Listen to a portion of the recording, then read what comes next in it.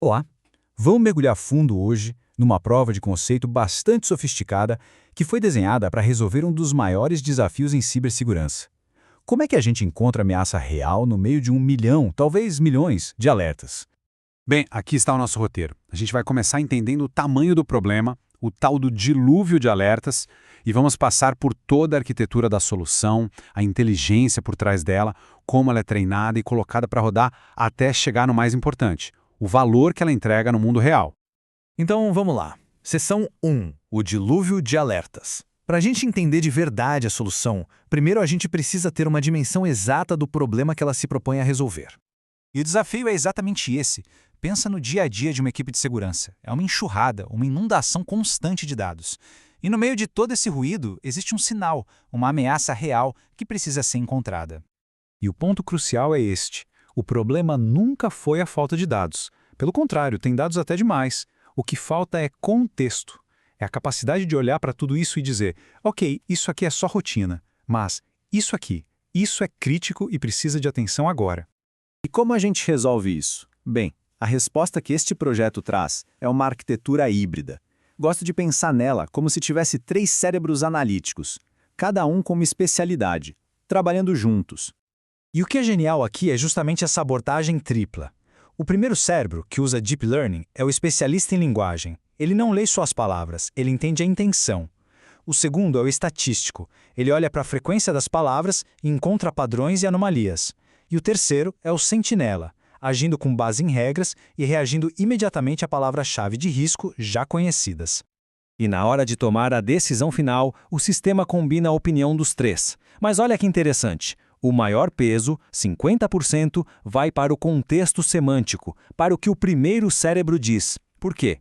Porque entender a narrativa do ataque é o que realmente separa uma ameaça real de um alarme falso.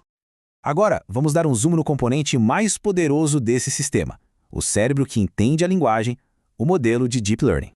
No coração de tudo está o SciSecBERT. Pense nele não como um modelo de linguagem genérico, mas como um especialista que passou anos estudando apenas textos de cibersegurança. Ele entende o jargão, as táticas, as entrelinhas de um evento de segurança como ninguém.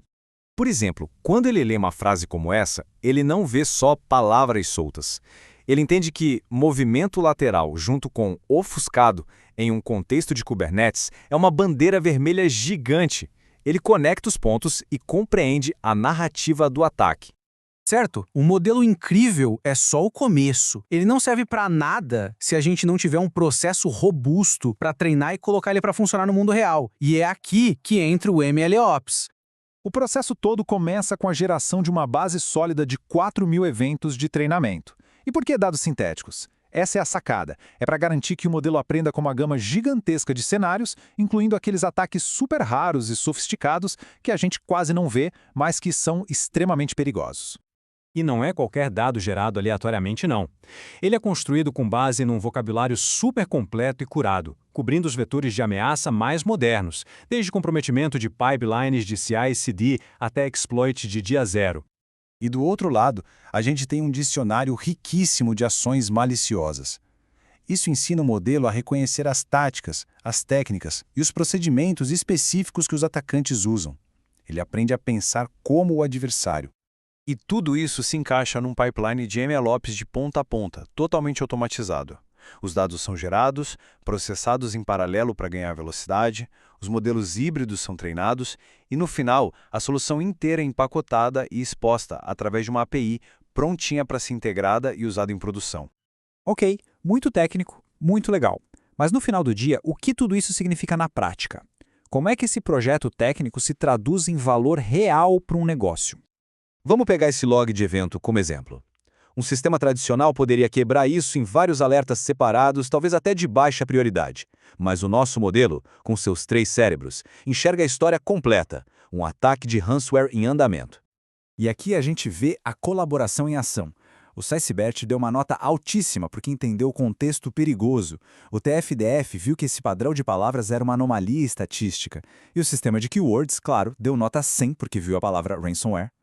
Juntando tudo isso, o sistema entrega um resultado único, claro e direto ao ponto.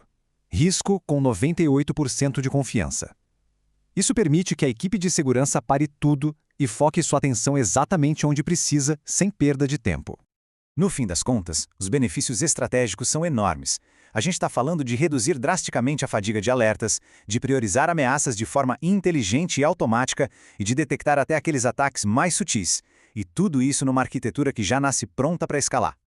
O que a gente viu aqui hoje foi mais do que só um projeto. É uma demonstração completa de ponta a ponta de domínio e ciência de dados, MLOps e princípios de segurança.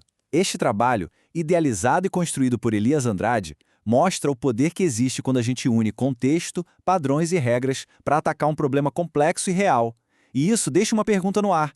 Em que outras áreas essa abordagem de 3 cérebros poderia revolucionar a forma como a gente lida com dados?